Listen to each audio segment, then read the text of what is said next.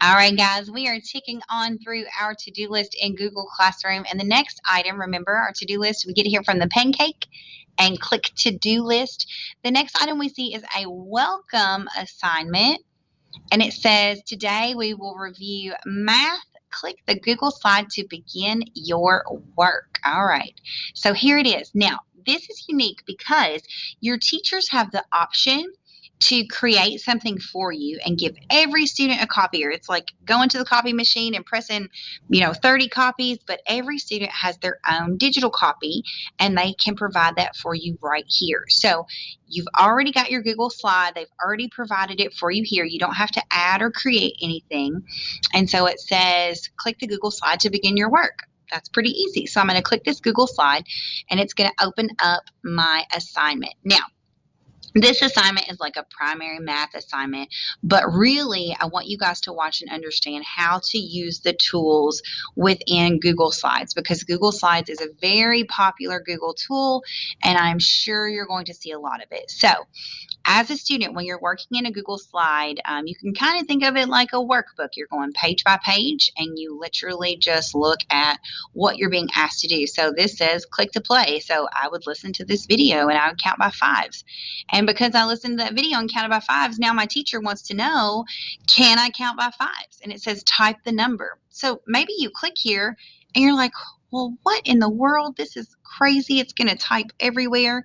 These are text box. Now, you can either move them around, and I would highly suggest to pull them in and only make them as big as the area that you want to type on, because when you put it way out here, you're going to be typing all over the place. You're going to have text boxes on top of text boxes, and it's going to be a big old mess. So put the text box exactly where you want it. The number 10 would come next. If you need to pull it out a little bit so it fits nicely, you can.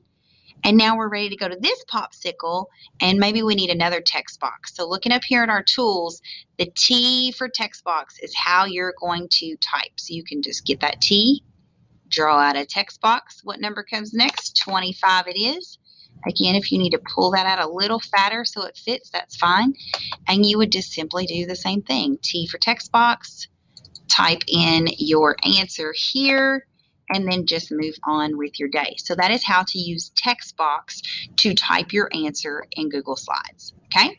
Put an X shape on the false bubble. So this student is going to have to look at these math problems and decide which one is wrong. And then they were told to use their shape tool. So we've already used our text tool. We saw our mountain picture back in Google Docs, and we know that's where we put in pictures. Here are our shape tools. So we can look at shapes. We have lots of different choices, arrows, exciting things, equations. So I'm going to use this X because it told me to put an X. I'm going to use this X. And so let's find a problem that is incorrect. Very good. Let's just say we decide to do this one, right? Okay. So all I had to do was, again, I went to the shape tool. I went down here and I found the X. And I literally just click and drag. And so then the teacher could very easily look at this and know, did I X the right ones or not? And I have used my shape icon to show her that. All right. Here's another video. This is a great way for teachers to share some instruction and kind of remind you, before we counted by fives, and now we're going to talk about telling time. So let's get our brains thinking about telling time. Moving on here, same thing. This is a drag and drop. Now, when you're in Google Slides, we always used to tell our littles, if you're dragging and dropping here where you see this cursor, all you're going to do is mess up your text. When you're dragging and dropping, you need those 4 arrows. You need the 4 arrows. So you would go over here, you would drag this to where it lives. You need to drag by the 4 arrows, because if you click it and you start dragging it by the text, you're just highlighting text and you're moving stuff around and making a big old mess. If you do something you don't mean to do, use your magic undo button, undo that and put it back like it was. Click it, get your 4 arrows, and now we can go find 1 o'clock and put that piece where it lives. Okay? So that is how to drag and drop. You want to make sure you have your 4 arrows. Use the text tool to type the numbers in the correct order. Again, text box, drag it to the shape that you need, type the number. It wants us to put them in correct order from least to greatest, it looks like.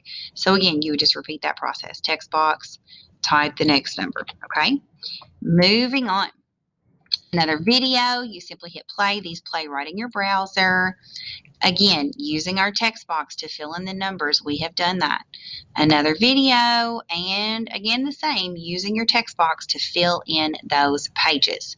Now, yay, we're done. So we just close our computer, right? No way. Close this out if you're done with it. Remember, you don't have to save anything. Google saves it for you. But it's most important when you are done, press that turn in button. So we are finished with that. We've done what they asked us to on all the slides. We're going to press turn in.